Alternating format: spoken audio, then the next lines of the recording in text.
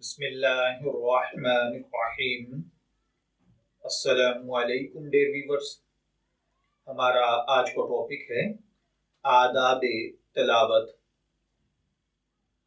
علماء کرام نے قرآن پاک کی تلاوت کے کچھ آداب بیان فرمائے ہیں۔ اگر ان آداب کو ملحوظ خاطر رکھا جائے تو اللہ تعالی زیادہ اجر و ثواب سے نوازتا ہے۔ اس میں سب سے پہلے نمبر پر ہے کہ تلاوت کلام پاک کرنے سے پہلے مسواک اور وضو کر لیا جائے اور کوئی ایسی جگہ اختیار کی جائے جہاں پر یکسو ہو کر نہایت ادب، سکون اور تواضع کے ساتھ قبلہ رخ بیٹھا جا سکے۔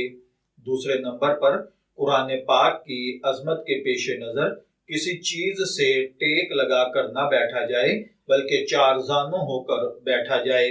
اسی طرح تیسرے نمبر پر ہے دل میں یہ تصور رکھا جائے کہ یہ اس ذات باری کا کلام ہے جو تمام بادشاہوں کا بادشاہ ہے، پھر نہایت خشوع و خضوع کے ساتھ تلاوت کی جائے۔ چوتھے نمبر پر ہے اگر معنی سمجھ میں آتے ہوں تو تدبر اور فکر کے ساتھ آیات رحمت و مغفرت پر رحمت اور مغفرت کی دعا مانگے اور عذاب اور وعید کی آیات پر اللہ تعالیٰ کے عذاب سے پناہ مانگے اور آیات تقدیس پر سبحان اللہ کہے۔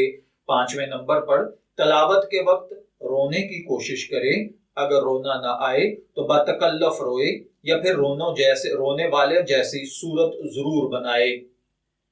حضور انور صلی اللہ علیہ وآلہ وسلم تلاوت کے دوران رویا کرتے تھے۔ ایک مرتبہ حضرت صالح رضی اللہ تعالی عنہ نے نبی کریم صلی اللہ علیہ وآلہ وسلم کو قرآن پاک سنایا تو آپ نے ارشاد فرمایا جس کا مفہوم ہے اے صالح یہ تو قرات ہوئی، رونا کہاں گیا۔ چھٹے نمبر پر ہے ایک اہم ادب یہ ہے کہ قرآن پاک پڑھنے میں جلدی نہ کی جائے بلکہ رتل القرآن ترتیلا، ٹھہر ٹھہر کر پڑھا جائے۔ ساتویں نمبر پر قرآن پاک کو اس کی فصیح زبان میں قواعد تجوید کے ساتھ پڑھا جائے۔ قرآن پاک کو صحت اور تجوید کے ساتھ پڑھنا ضروری ہے۔ تجوید کلام الہی سے الگ نہیں ہے۔ آٹھویں نمبر پر ہے خوش لحانی سے قرآن پاک پڑھا جائے۔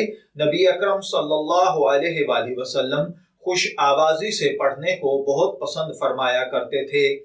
آپ کا ارشاد مبارک ہے قرآن مجید کو اپنی آوازوں سے مزین کرو۔ اللہ تعالی ہمیں قرآن پاک کی قدر اور اس کے ادب کرنے کی توفیق عطا فرمائے اور امت میں اس کی تعلیم عام فرما دے اور ہمیں اس پر عمل کرنے کی توفیق بخشے، آمین۔ میں دعا گو ہوں کہ اللہ تعالی ہمیں ان باتوں کو سمجھ کر ان کے مطابق عمل کرنے کی توفیق عطا فرمائے۔ شبی رحمت کو اجازت دیجیے، پھر حاضر ہوں گے کسی نئے ٹاپک کے ساتھ۔ تب تک کے لیے اللہ حافظ۔